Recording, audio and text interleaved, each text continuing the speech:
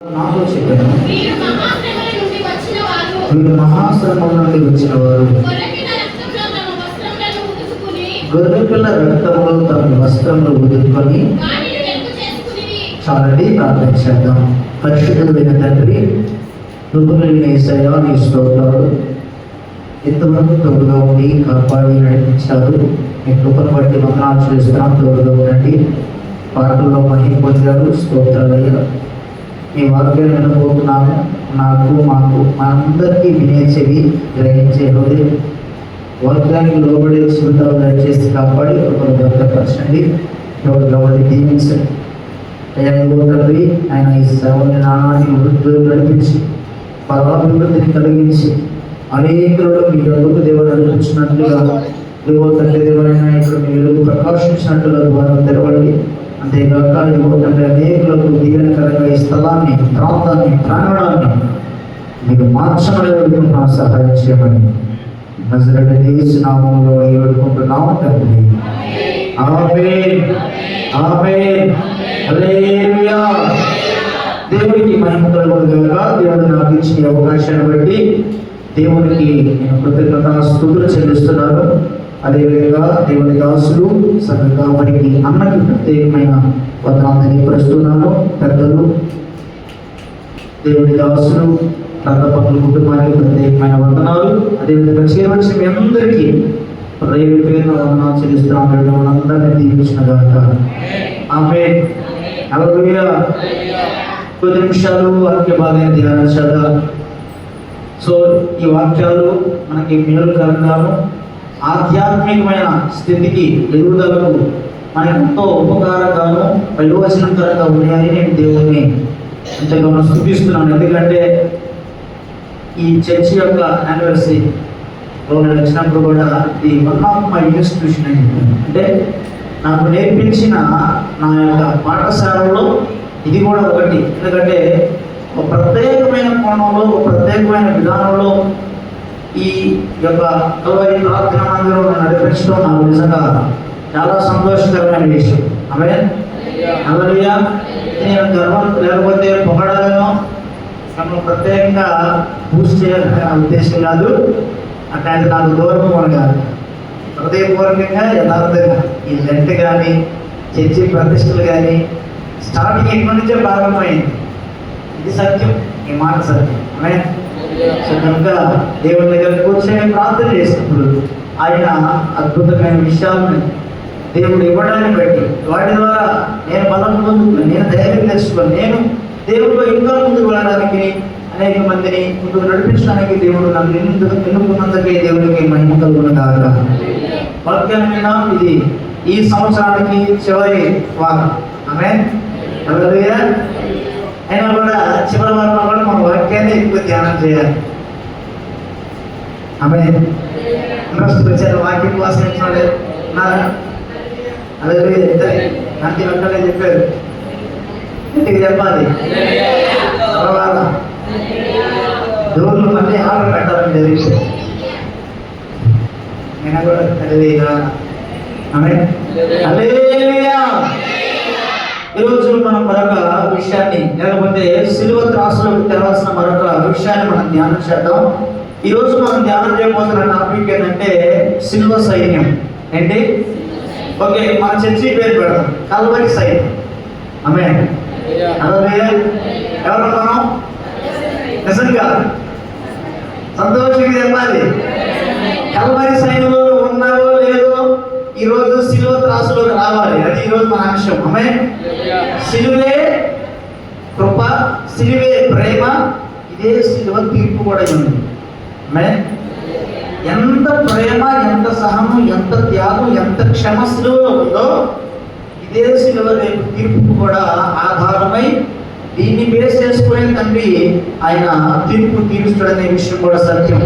ప్రియదేవులారా, మనం క్షమించు అని ప్రార్థించడం, క్షమాపణ గురించి అడగడం, ప్రేమ గురించి, త్యాగం గురించి మాట్లాడడం, ఇవి 100కి 100% ఎలాగో సత్యమో తీర్పులు ఉన్నవి అనేది కూడా సత్యం.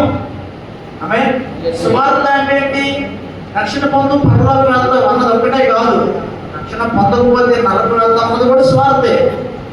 సో కనుక క్షమ ప్రేమ సిలువలో ఉన్న మాట ఎంత సత్యమో సిలువలో తీర్పు కూడా ఉందన్న మాట సత్యం. అసలు సిలువే తీర్పు. ఏంటా తీర్పు? మానవ పాప పరిహారార్థమై అందరూ పాపం చేశాం, మహిమను కోల్పోయాం, వాస్తవానికి మరణం మనకు రావాలి. ఆ తీర్పు యేసు ప్రభు వారికి ఇవ్వబడింది. యేసు ప్రభు వారు తన భుజాల మీద భరించి ఆయన ఏం చేశాడు? దాన్ని మన కొరకు భరించి ఆయన ప్రాణత్యాగం చేశాడు. ఆఖరి రక్తపు బొట్టు వరకు మనం ఏం చేశాడు? మన కొరకు తన ప్రాణాన్ని దానం వచ్చాడు. సో సిలువ అంటేనే తీర్పు. ఎలాగూ అంటే మన తీర్పు ఆయన మీద పడింది కాబట్టి. సో కాకపోతే ఆయన మీదకి వెళ్ళడాన్ని బట్టి మనకి ప్రేమే కనపడుతుంది తప్ప తీర్పు కనపడకుండా యేసు ప్రభువారు చేశారు. అయితే ఈరోజు మనం ధ్యానం చేయబోతున్న భాగం ఏంటంటే కల్వరి సైన్యము నిజంగా కల్వరి సైన్యంలోనే ఉన్నదా, లేకపోతే పేరుకు నామకారణంగా నామినల్గా మనం కల్వరి సైన్యంగా పిలువబడుతూ మిగిలిన కార్యాలని అప్పాదిస్తాడని నెరవేర్చేవిగా ఉన్నాయో లేవో, లేకపోతే శిలువ సైన్యంలో ఉన్నామో లేవో అనేది శిలువ త్రాసులోకే రావాలి.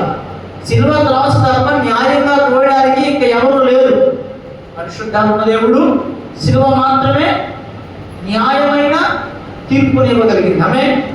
కాబట్టి శిలువ అనే త్రాసులోకి ఈరోజు రావాల్సిన మరొక భాగం ఏంటంటే నువ్వు శిలువ సైన్యంలో ఉన్నావా లేదా అని. ఆమేన్. హల్లెలూయా. మొత్తం 6 విషయాలు శిలువ త్రాసులోకి రావాల్సిన 6 విషయాలు. 6 విషయాలు ఈరోజు 6 విషయం ధ్యానం చేస్తున్నాం. 1 అనుభవ జ్ఞానం, 2 మర్చిపోయామా, 2 క్రీస్తు సారూప్యత, 3 దేవుని చిత్తాన్ని నెరవేర్చే మనసు, ఇంకా 4 కంప్లీట్ చేయండి.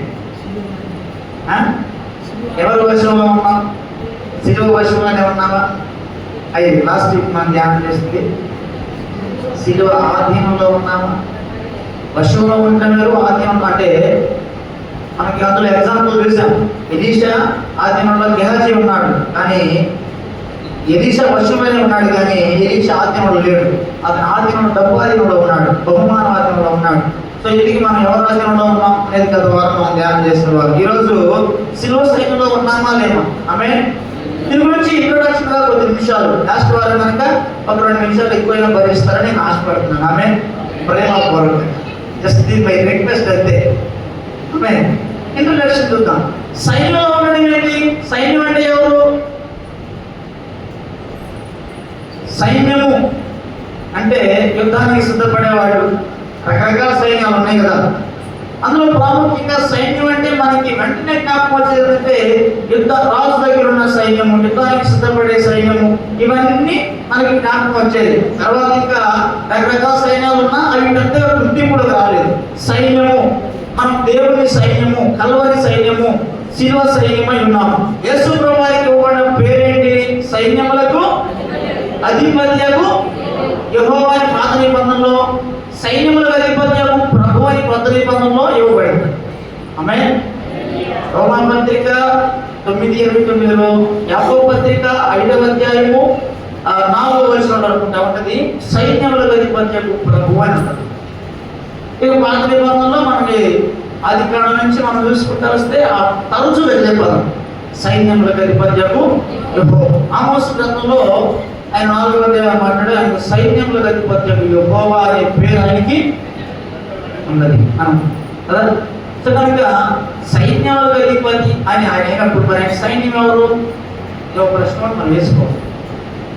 ఆయన సైన్యములకు అధిపతి, సైన్యానికి అధిపతి, సైన్యాలకు అధిపతి అక్కడ బహువచనే వాడబడింది కదా. ఇప్పుడు మరి ఆయన సైన్యం ఎవరు? పరలోకంలో ఉన్న దేవుడు లేరా? సో దీని గురించి దర్శనం యాదవ్ కలిగింది. బేరియల్ దగ్గర ఆయన పడుకున్నప్పుడు, ఆ రాయి తలగడగా పెట్టుకుని పడుకున్నప్పుడు ఒక సమూహము నిచ్చిన వేయబడడం, ఒక సమూహం ఎక్కడం దిగడం ఆయన చూస్తూ ఉన్నాడు. దానికి ఆయన పెట్టిన పేరు అంటే మహనయము అన్నాడు, అంటే దేవుని సైన్యము. అంటే దాని అర్థం ఏంటంటే రెండు సేనలు కలిసిన స్థలానికి దేవుడు పెట్టిన పేరు, ఇప్పుడు పదం ఏంటంటే పేదే ప్రార్థనా మందిరం. ఏంటి 2 సైన్యాలు? పరలోక సంబంధమైన సైన్యము, భూలోక సంబంధమైన సైన్యము, ఇవి రెండు ఒకసారిగా కలిసి దేవుని ఆరాధించే సైన్యం ఏంటిది? మహనీయం. నాకు దేవుని సేన అంటే దేవుని సేన. మనం దేవుని సేనమేనా, దేవుని సైన్యమేనా? ఈ విషయం మనం ఆలోచన చేయాలి. లేకపోతే ఆత్మీయమైన వార్ఫేర్ అనేది మనకు చాలా అవసరం. ఆత్మీయ పోరాటం ఇది చాలా ప్రాముఖ్యమైనది. అన్ని దేవుడే చూస్తాడు, దేవుడే మన కోసం రాసి పెట్టాడండి, దేవుడి చిత్తమే జరుగుతుంది కాబట్టి మనం ఏం చేస్తున్న అవసరం లేదు అనే విషయాన్ని ఆలోచన చేయడం అది నిజంగా భ్రమ, లేకపోతే అది సోమరుల లక్ష్యం. ప్రార్థన చేయలేక, భక్తి చేయలేక, త్యాగం చేయలేక, సమర్పణ చేయలేక మాట్లాడే బదులు అంటే దేవుడు చెప్తున్న జీవితంలో ఇలా ఉంటే ఓకే అన్నాడు. కారణం ఏంటి? ఆత్మీయ పోరాటం చేత కాలేదు. సో ఈ సంవత్సరం నేను తీసుకున్న ఈ కొత్త సంవత్సరంలో నేను తీసుకున్న నిర్ణయం ఏంటంటే నన్ను నేనే కొంచెం లోతులో నడుపుకోవాలి. అది అంటే యేసుప్రభువే చెప్పాడు. వాళ్ళంతా పడ్డారు, చేప పడ్డారు, రాత్రంతా పడలేదు. అప్పుడు యేసుప్రభు ఏమంటే కొంచెం లోతులో నడపండి. ఏమైనా నడపకూడదా? సరిపోయి ఇచ్చే ఉద్దేశం ఉన్నవాడు లోతులోకి వెళ్తే ఇస్తాడా? ఒడ్డునబడా, బయటపడా, లేకపోతే వాడు ఉన్న కాడపడా? మరి ఎందుకు కొంచెం లోపల నడుపుకోవాలి? ఎనివే ఎవరి ఉద్దేశాలు, ఎవరి ఇంటర్ప్రిటేషన్ ఉన్నప్పటికీ నా మట్టుకు నేను ఏమంటున్నానంటే నన్ను నేనే కొంచెం ఏం చేయాలి? దేవుడు నడిపిస్తాడు, దేవుడు ఇస్తాడు, దేవుడు చేస్తాడు అనేది ఏంటి? మీకు వాక్యం చెప్పాలి, నేను ప్రార్థన చేయాలి. ప్రభా మీ సంఘానికి ఏం అవసరం, ఏమేమంటే అడగాలి. దేవుడు ఇస్తాడు, ఆ టయానికి ఇస్తాడు, ఆ తెలంగాణ థాట్ ఇస్తాడు, ఆ టయానికి నాకు వచ్చినాడు ఇస్తాడు అంటే పేరే కూర్చోండి. సిద్ధపాటు అవసరం, ఆత్మీయ పోరాటం అవసరం. ప్రతి దాంట్లో ఇది చాలా ప్రాముఖ్యమైన విషయం. సో కాబట్టి ఇప్పుడు దేవుడి సైన్యం ఏది చేయాలి, ఆయనకి సైన్యం ఉందా, ఎవరి సైన్యం అనే విషయాన్ని మనం ఏం చేయాలి? మనం జాగ్రత్తగా ఆలోచన చేయాలి. ఆయనకి ఎందుకంటే ఆయనకు సైన్యంలో అధిపత్యకు యెహోవా అనే పేరు, సైన్యంలో అధిపత్యకు ప్రభువు అనే పేరు ఆయనకి ఇవ్వబడింది. కనుక మనం ఆయన సైన్యమై ఉండాలి, ఆయన సైన్యంలో చేర్చబడిన వారు అయి ఉండాలి. సైన్యం ఏం చేస్తుంది?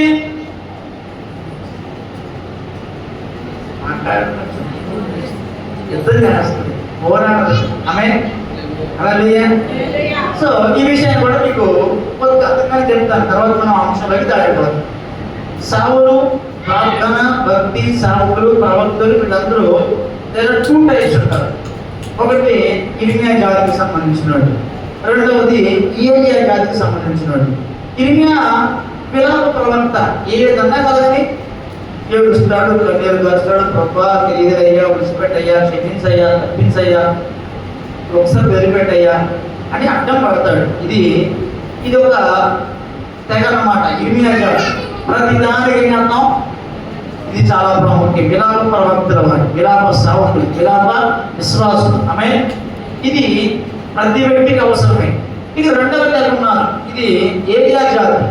వీళ్ళకి కన్నీళ్లు ఉండవు, వీళ్ళకి ఏడుపులు ఉండవు, వీళ్ళకి బాధలు ఉన్నప్పటికీ ఆత్మీయమైన పోరాటంలో ఏం చేయడం? ఏదేను ఎక్కడ చేస్తారు? నాన్న మీరు ఎందుకు సైలెంట్ ఉంటారో నాకు అర్థం కాదు. అంటే నా భాష అర్థం కాకుండా, లేకపోతే నేను తీసుకున్న టాపిక్ అనేది, దేవుడు ఇచ్చిన టాపిక్ అనేది కరెక్ట్గా మీకు కదా విషయాన్ని మీరన్నీ ఆలోచన చేయాలి. ఒక తెగ ఇర్మియా ప్రవక్త, ఈయన విలాప ప్రవక్త. కన్నీరు కన్నీరు కన్నీరు, ప్రతిదీ కన్నీరు కన్నీరు అంటారు. రెండవ తెగ ఇది ఏరియా తెగ. వీళ్ళు ఎవరికి భయపడరు. ఆహావన్నా భయపడరు, యెజ్బేలన్నా భయపడరు, క్రూరాలన్నా భయపడరు, వస్తుంది తోడేడైనా సింహమైనా భయపడరు. వీళ్ళు ఉన్నంతసేపు మోకాడేసి కూర్చోవలసిందే. వీళ్ళు పోయిన తర్వాత వెనకాల పడాల్సింది ఆట తప్ప ముందటానికి లేదు. కాబట్టి ఈ రెండు భక్తి పనులకు అవసరమే. ఈ రెండు ఎవరికి అవసరం? మనందరికీ అవసరమే. ఎక్కడ కన్నీరు కార్చాలి, ఎక్కడ రోధం చేయాలి, ఎక్కడ క్షమించాలి, ఎక్కడ ప్రార్థన చేయాలి, ఎక్కడ కనిపెట్టాలి, ఎక్కడ దేవుడి చిత్తానికి దురుసుగా కాకుండా ఆయన చిత్తం కొరకు సహనంగా ఎదురు చూడాలి. ఇది ఇర్మియా యొక్క తెగ మనకి చాలా ప్రాముఖ్యమైనది. ఇక రెండవ జాబితా ఉంటే ఏరియా. ఒకవేళ మరణం ఆయనకే వచ్చిందన్న భయపడతాడు, ఆయనే అడుగుతాడు వాడు, ఇంకా నన్ను ఎందుకు ఉంచేవారు. అది పడేది కన్నీరు కారుతే కాదు, ఏడుపుతే కాదు, కింద పడి దొరికాడితే కాదు కదండి. ఎందుకు ఈ విషయాన్ని జ్ఞాపకం చేస్తున్నాను ఉదాహరణగా అంటే, ఆత్మీయ పోరాటంలో కన్నీరు అవసరం, రోషం కూడా అవసరం అంటారా లేదంటారా? ఒక వ్యక్తి మార్పు వరకు నువ్వు ఏది అవై ఉండాలి, శ్రమ నీకే వస్తే నువ్వు ఇరిమి అవై ఉండాలి అంతే. కానీ మనకు రెండు ఆపోజిట్ ఉండదు. ఒక వ్యక్తి మార్పు వరకు మాత్రం ఏం చేద్దాం, టార్గెట్ ఉండదు, గురి ఉండదు, ఏముండదు, వాళ్ళ మీద శ్రద్ధ ఉండదు. అదే సమస్య మనకు అయితే ఫుల్ ఆపోజిట్ ఉండదు. ఆత్మీయ పోరాటం అవసరం. ఇది దేవుడి సైన్యం యొక్క లక్షణం. కల్వరి సైన్యంలో క్షమ, ప్రేమ, సహనము, హృదయ శుద్ధి మాత్రమే కాదు, దేవుడి పరలోక సంబంధమైన దేవుడి చిత్తానుసరమైన రోషపూరితమైన పరిచర్యను, ప్రార్థనయు, భక్తియు, దేవుడి కొరకైన కసియు ఉన్నవి. ఆమె ఈ సైన్యంలో ఏమేమి ఉన్నాయి జాగ్రత్తగా ఆలోచన చేస్తే, ఒకటి సిద్ధపాటు ఉంది, దేవుడి కొరకు సిద్ధపాటు ఉంది.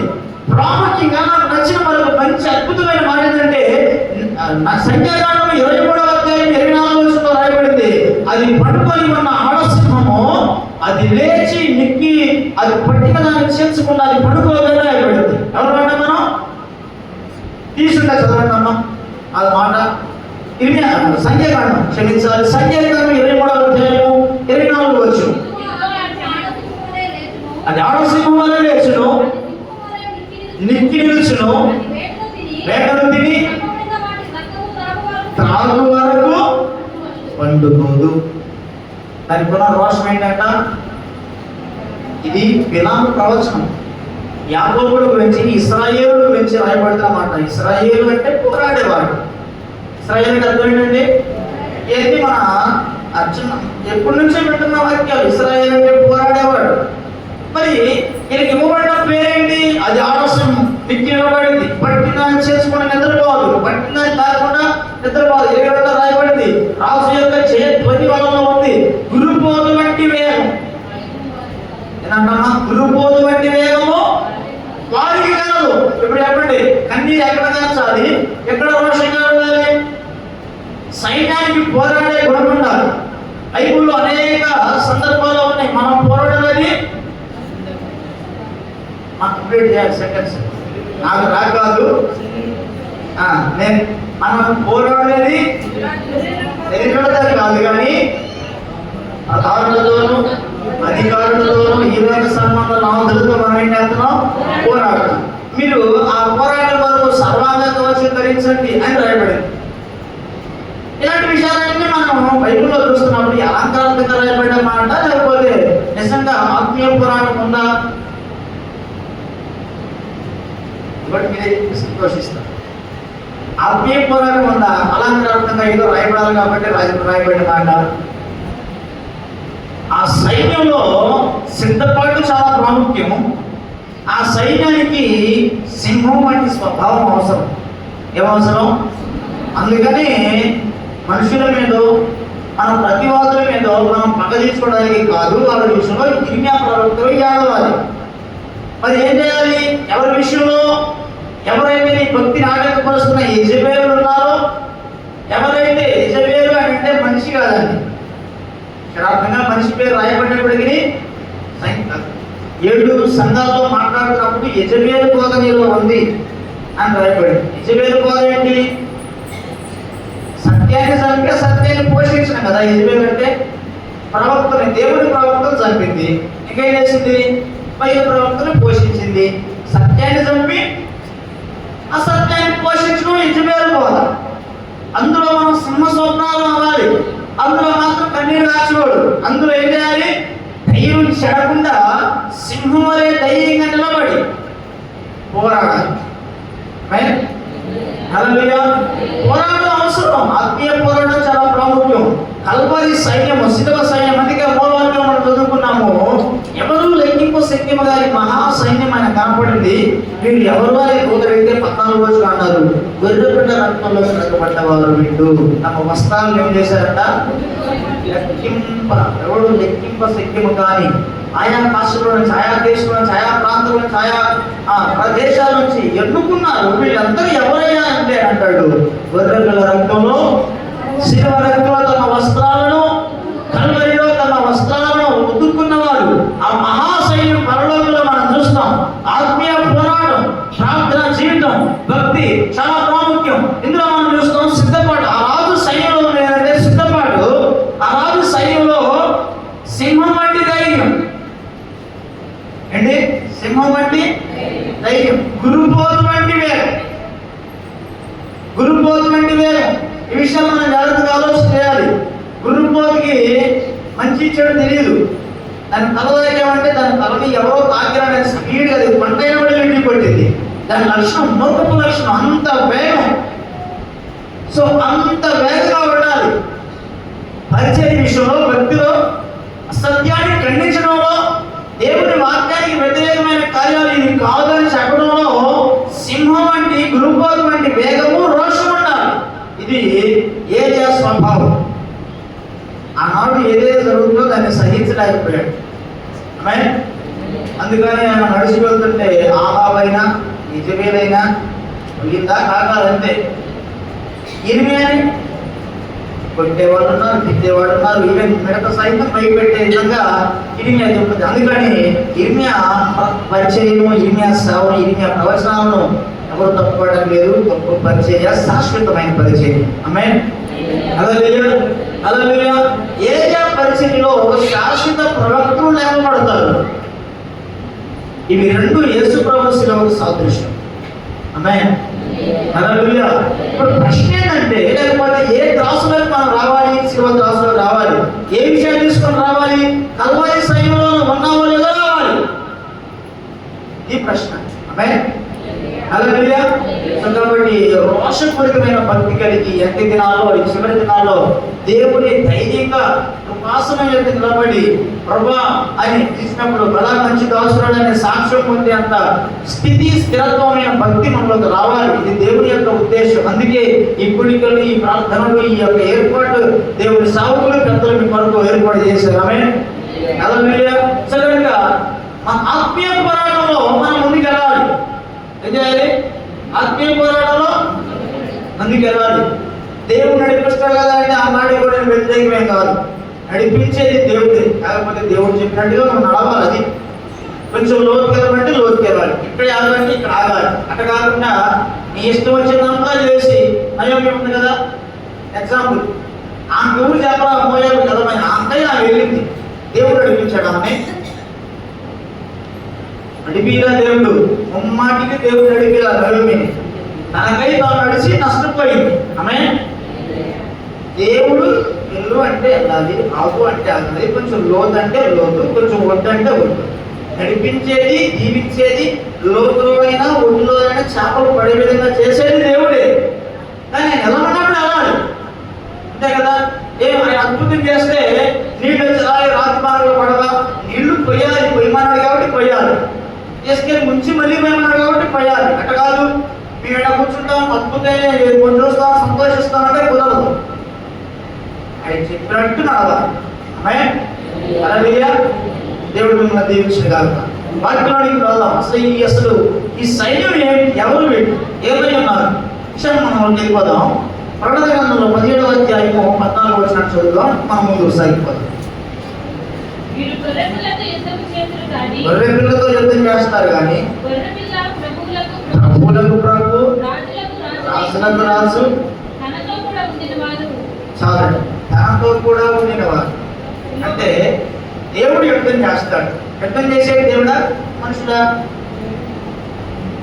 ఆయన కూడా యుద్ధం చేస్తున్న ఎవరు? దేవుడి. గొర్రె పిల్లతో వాడు అంటే ఆనాడు ఎవరైతే గోగు మగోగు వీళ్ళందరూ రేపబడి దేవుడి మీదకి యుద్ధానికి వస్తారో వాడు. ఈ యుద్ధానికి వచ్చేవాళ్ళు దేవుడితో యుద్ధం చేస్తారు. మరి దేవుడు తనతో ఉన్నవారు. తనకేం తక్కువ? ఆయన బలం తక్కువ? ఆయన నోటి మాట సెలవిస్తే సరిపోదా? ఆయన ఊపిరి అగ్ని అని రాయబడింది బైబిల్లో. ఆయన ఊపిరి ఏంటి? అగ్ని.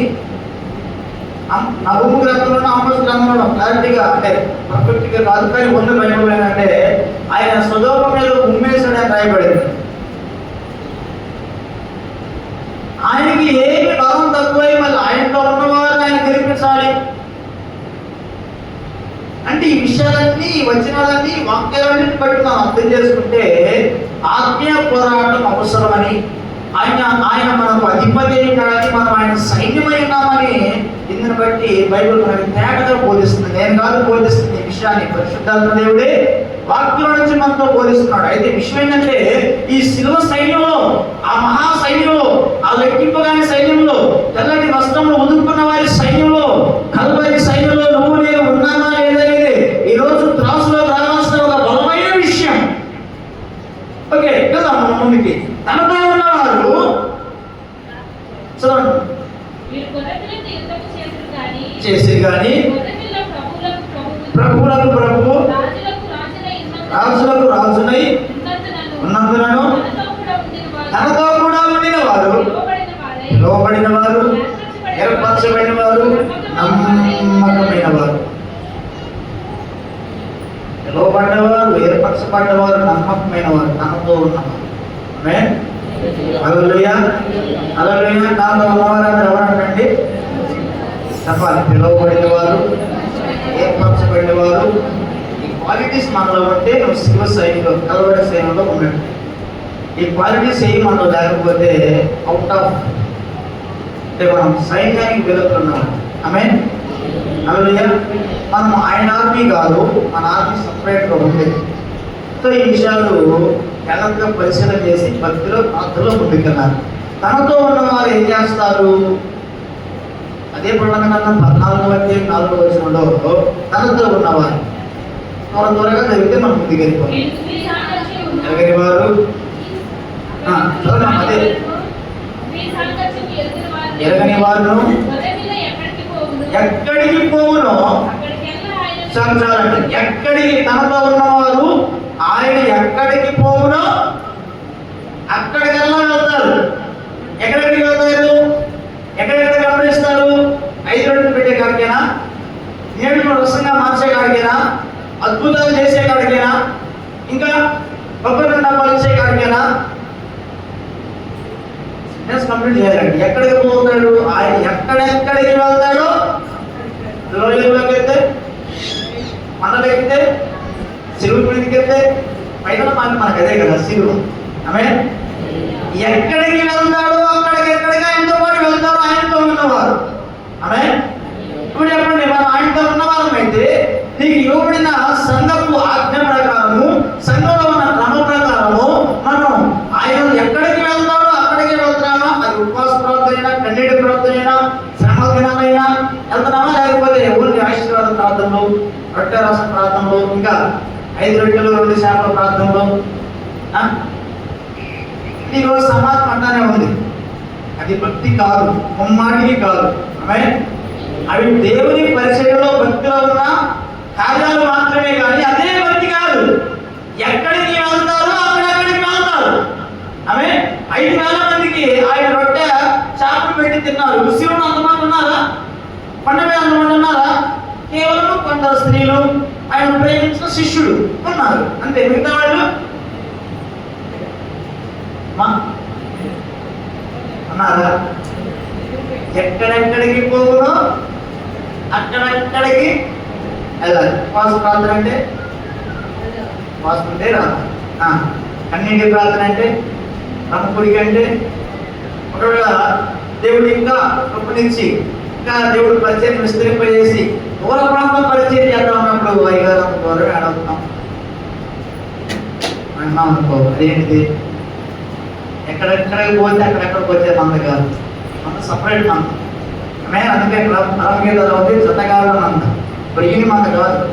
ఏమంద కాదు? ప్రియుని మంద కాదు, జతగాండ మంద. జతగాండ మందకాడు మంద. అందుకని అంటాడు, ప్రియుడా నీ మంద ఎక్కడ మేపుతూ ఉండాలి నేను నాకు బోధించు, నాకు చెప్పు. ఎక్కడ చెప్పు అని చెప్పి అడుగుతుంది. ప్రియ దేవుని పెట్టారా? దేవుని వాక్యాన్ని గమనిస్తే ఆయనతో ఉన్నవారు ఆయన ఎక్కడ ఉంటే అక్కడ ఉండాలి. ఆమె హల్లెలూయా. కేవలము ఆశీర్వాదాలే కాదు, కేవలము నూనెలే కాదు, కేవలము వరాలే కాదు. వరాలు మనం వ్యతిరేకం కాదు, అందుకని వరాలని హైలైట్ చేసే వాళ్ళకి ఆమె పరిచర్యలో వరాలు ఒక భాగమే తప్ప వరాలు ఎవరిని మనిషిని పరలోకం చేస్తుంది దేవుడు.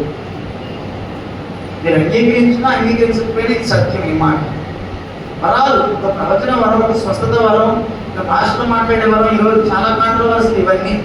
సో మనకి అవసరమైన విషయం. ఎనివే మనం ముందుకు వెళ్ళిపోదాం. ఆయన ఎక్కడ ఉంటే రొట్టెలు పెట్టే కాడ ఉండాలి, సిలువ వేసే కాడ ఉండాలి, ప్రాణాలైనా ఉండాలి, శోధనైనా ఉండాలి, శ్రమైనా ఉండాలి, కష్టమైనా ఆయన ఎక్కడ ఉంటే అక్కడ ఉండాలి. అది ఆయనతో ఉన్నవాడు లక్షణం. ఆమె ముందుకు వెళ్ళిపోదాం. రెండవది పిలువబడిన వారు అంటారు. ఎవరు వీళ్ళు?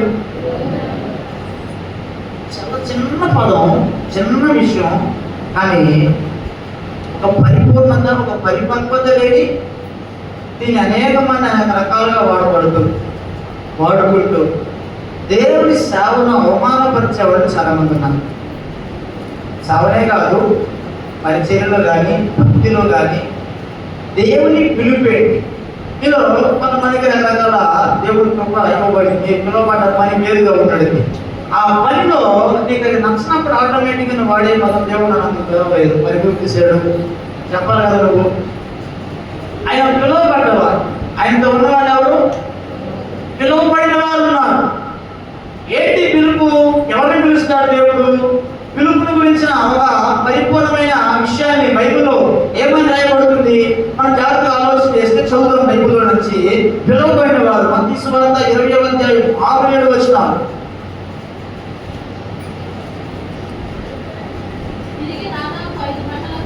వెళ్ళి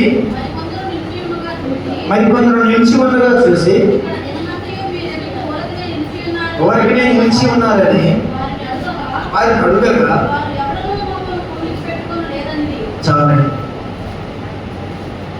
దేవుడు ఎవరిని పిలుస్తాడు అనే ఒక ప్రశ్న మనలో మిగిలితే, ఈ ప్రశ్న నాకు చాలా సందర్భాల్లో చాలా నన్ను ఆలోచింపజేసిన విషయం.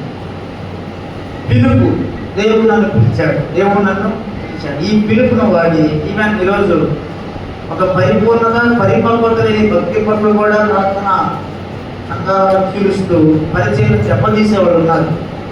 మిడిమిడి జ్ఞానం. పిలుపు అంటే ఎవరో అంటారు, నువ్వు బాగా పాడుతున్నావయ్యా, బాగా పాడుతున్నావు అన్నానే పెట్టకూడదా? అదే ఆ మాట బేస్ చేసుకుంటారు. దీన్ని బట్టి ఏం చేస్తారు? మనతో వాళ్ళకి సంబంధం లేని విషయం. మనం ముందుకు వెళ్తాం. ఇక్కడ వాళ్ళు సోమవారం కాదు, సాయంత్రం 5 గంటలు కూడా చిన్నపడ్డారు. వాళ్ళు ఆయన అడిగాడు, మీరు ఎందుకు ఉదయం అంతా ఇక్కడే ఉండి తయారీ వ్యక్తపరుచుకున్నారంటే వాళ్ళు ఏం చెప్పారంటే, ఎవరన్నా మనం పనికి పిలుస్తారేమోనని. ఇప్పుడున్నా మరి ఎవరిని పిలవలేదయ్యా, మమ్మల్ని ఎవరికి ఏదైనా కూలికి పిలవలేదు. అంటే వాళ్ళు అది చేయాలని దృక్పథం కలిగిన వాళ్ళే, ఆసక్తి కలిగిన వాళ్ళే, దాని వరకు పడిగాపులు కాస్తున్న వాళ్ళు. దేవుడు వాళ్ళ మనసు, యజమాని ఆ మనసు ఎడిగి రండి, నా తోటలో పనులు రండి, పని చేద్దాం రండి అని చెప్పి తీసుకెళ్ళి పని చేపించుకున్న తర్వాత చివరిలో వచ్చాయి కదా, సరే ఎవరికే కాస్త ఎన్ని మనుషులు ఇచ్చి ఏదో మన దాంట్లో కాస్త ఇచ్చుకోండి అని అంటారు. ఉదయం 6 గంటలకు వచ్చిన ఏ జీతం ఇచ్చాడో ఈ 5 గంటలకు వచ్చిన కూడా అదే జీతం ఇచ్చాడు. ఉదయం వచ్చిన పనివాడికి ఏ జీతమో సాయంత్రం 1 గంట పని చేసినప్పుడు కూడా అదే జీతం ఇచ్చాడు దేవుడు.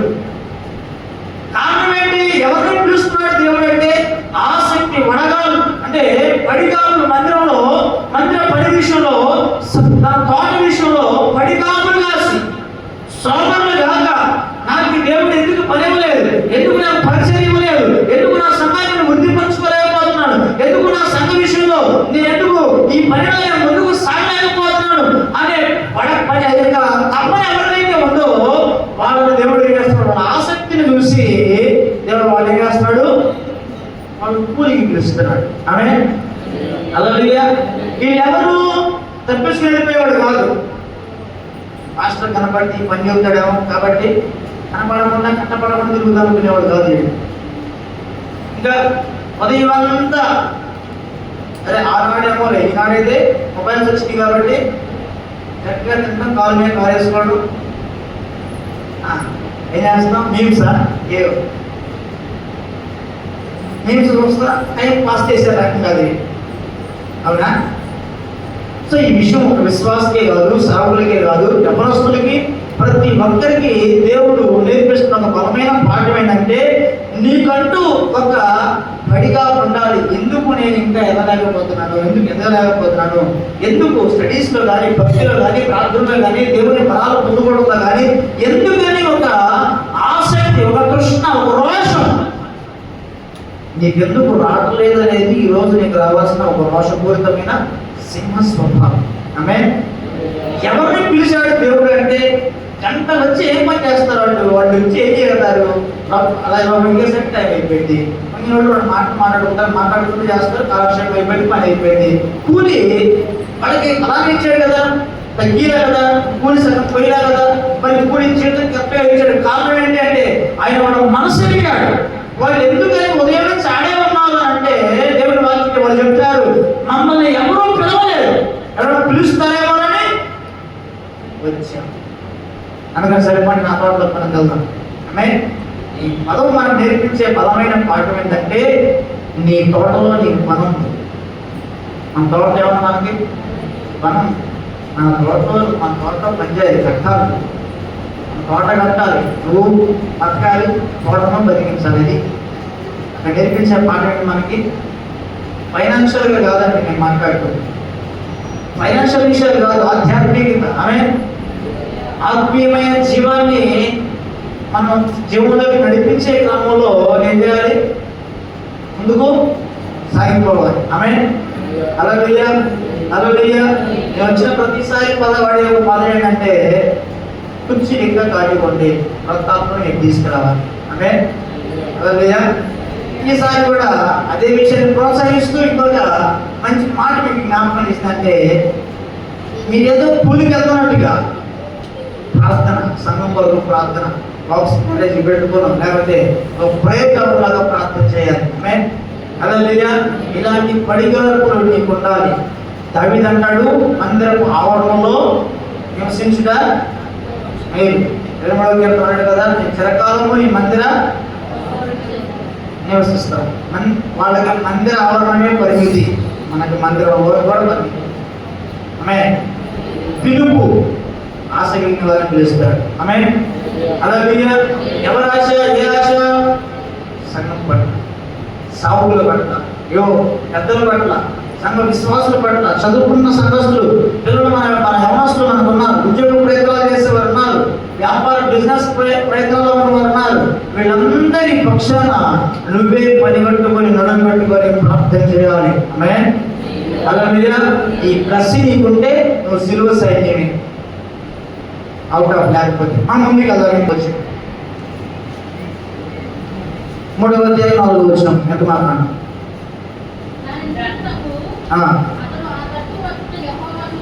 చూసాను మోషే పిలిచాను, అందుకన్నాడు. చాలండి, నేను మన తర్వాత చదువుకున్న విషయాలు ఏంటంటే మనకు దాటిపోతుంది కనుక. రెండవది ఎవరిని పిలుస్తున్నాడు? త్యాగము, సమర్పణ. ఒకటి ఆసక్తి ఉన్న వాళ్ళని పిలుస్తున్నాడు. 2 ఏమన్నది? 2 మాటలు మనకి మిగులు కూడా. ఆమె సమయం త్యాగం చేయాలి, కుటుంబం త్యాగం చేయాలి, పిల్లలు త్యాగం చేయాలి, ఇంకా ధనం త్యాగం చేయాలి. ఎన్ని త్యాగం చేసినాడో ఉంటుంది. ఆమె ఎక్కడెక్కడికి పోతున్నారు, అక్కడెక్కడికల్లా పోవాలంటే ఎన్ని త్యాగం చేయకుండా ఇంకా త్యాగం అనే మనసు మనకు ఉండాలి. ఆమె హల్లెలూయా. వాళ్ళు ఏర్పరచబడ్డవారు. ఒక్క విషయం చెప్తారు, ఏంటి ఏర్పాటు? చాలా మందిని పిలిచాడు, కానీ ఏర్పాటులో కొందరే ఉన్నారు. ఆయన పెళ్లి చేయించాడు. మత్తయి సువార్త 22వ అధ్యాయం 11వ వచనం మీకు తర్వాత చదువుకుంటే ఒక పెళ్లి చేయించాడు, పిలిచిన వాళ్ళు రా.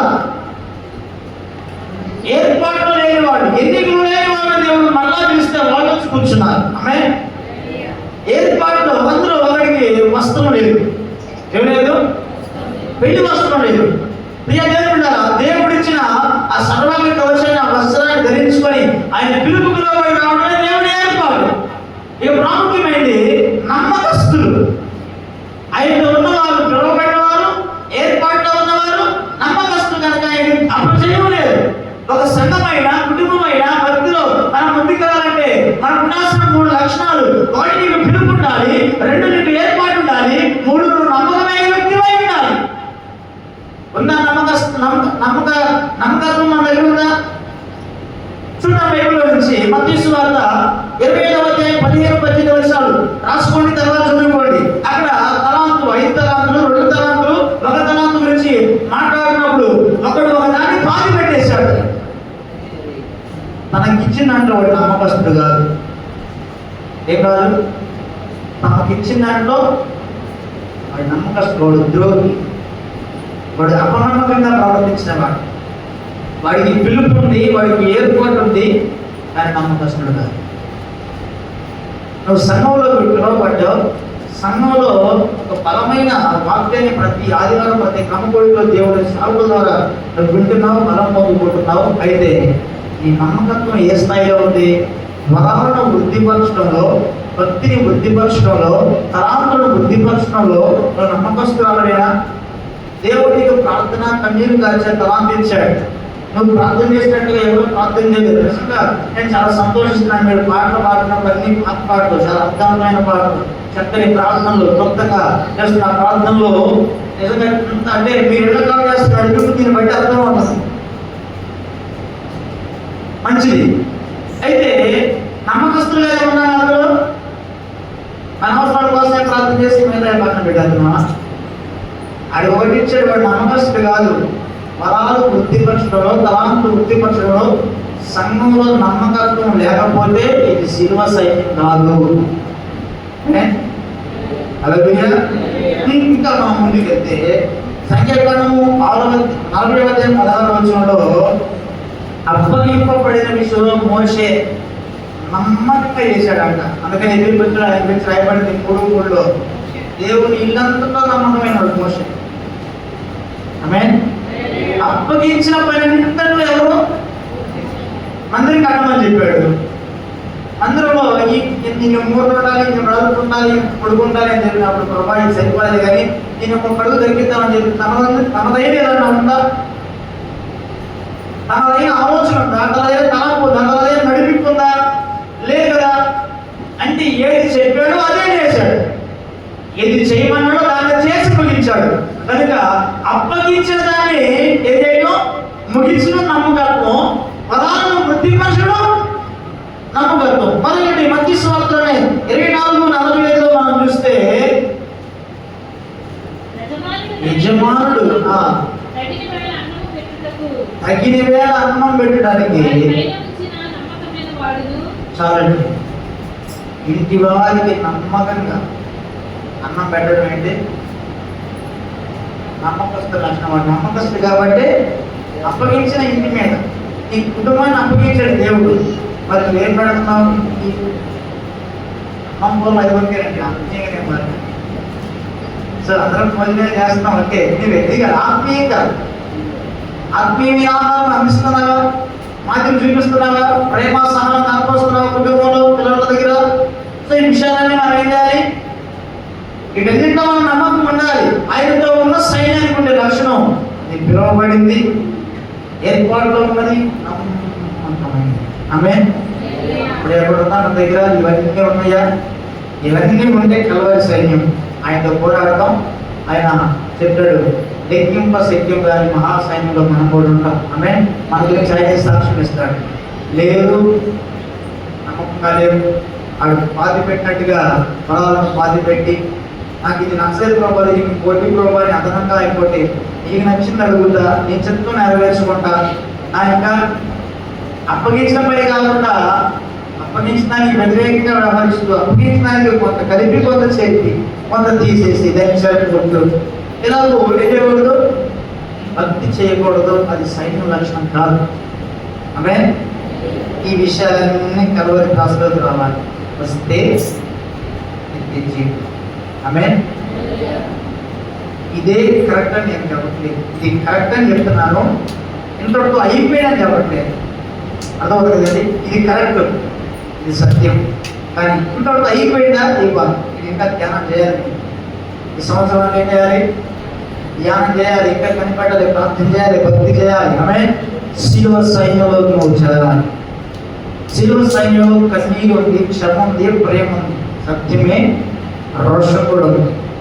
పాపాన్ని సహించదు. ఏం లేదు, ఇంకా దుర్మార్గాలను ప్రేమించదు.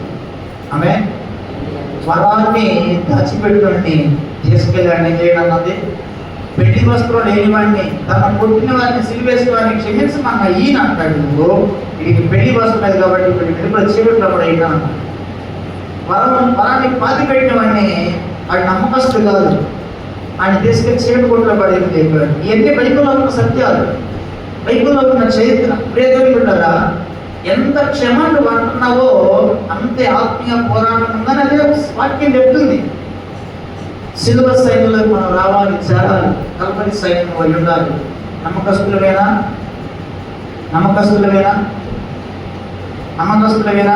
త్యాగంలో, నమ్మకంలో, ఎదురు చూడటంలో, వరాలు ఇవ్వడం, వరాలను దేవుడి కొరకు వాడడంలో,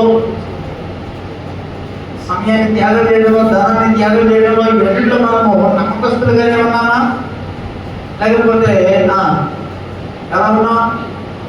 బైబిల్లో ఇశ్రాయేలు గురించి యేసు ప్రభువు వారు అలాగే అంటాడు, వాళ్ళు దొంగలు. వాళ్ళు ఎవరండి అన్నాడు. యేసు ప్రభువు అన్నాడు, వాళ్ళు ఏ దొంగతనం చేసే ప్రభు అంటే వాడు నాశనమే దొంగతనం చేసేది. ఎవరి సొమ్ము? మనిషి సొమ్ము మనిషి దొంగతనం చేస్తే దానికి దేవుడి సొమ్మే దొంగతనం చేస్తే తిరుగుతారు ఎవరన్నా? అన్నింటిలో నమ్మకంగా ఉండాలి, నమ్మకస్తులు. ఆమె హల్లెలూయా. తర్వాత కల్వరి సైన్యంలో చాలాలు పెట్టారు. సిలువ అనే త్రాసుని మోయించబడింది. ఇది ఎవరో చూసేది కాదు, ఎవరి వాళ్ళే వ్యక్తిగతమైన విమర్శించుకుంటూ నేను సైన్యంలో ఉన్నదాన్ని నేను ఉన్న వ్యక్తినైనా, నిజంగా నా తోట కొరకు కష్టపడుతున్నానా, నా తోట కొరకు పడిగాపులు కాసి ప్రభా ఇంకా దీవించు నాయన, ఇంకా ఆశీర్వదించు నాయకుడు, వాళ్ళకి మా పెద్దలను ఆశ్రయించు, మా సేవకులను ఆశ్రయించు. ఇదిగో వాళ్ళు మా కొరకు ప్రయాసపడుతున్నారని వాళ్ళ వరకు కన్నీరు కాచి మంచి వరం నీకుంటే ఆ వరాన్ని నువ్వు దేవుళ్ళు వాడుతున్నావా, లేకపోతే పాతి పెడుతున్నావా? నాకు ఇది కాదు ప్రభా, బలంగా పాడాలి, బలంగా ప్రవచించాలి, బలంగా అలా చేయాలి, ఇలా చేయాలని చెప్పి దేవుడికి నువ్వు టైం టేబుల్ ఇచ్చే వ్యక్తిగా ఉన్నావేమో జాగ్రత్త. ప్రియ దేవుని బిడ్డలారా, దేవుని వాక్యం నీకు బోధిస్తున్నా ఒక అద్భుతమైన సత్యం. దాని కావాలి సైన్యం వచ్చారు, సైన్యము దేవుడితో పక్షాన నుండి తన ప్రతి వారితో పోరాడాలి.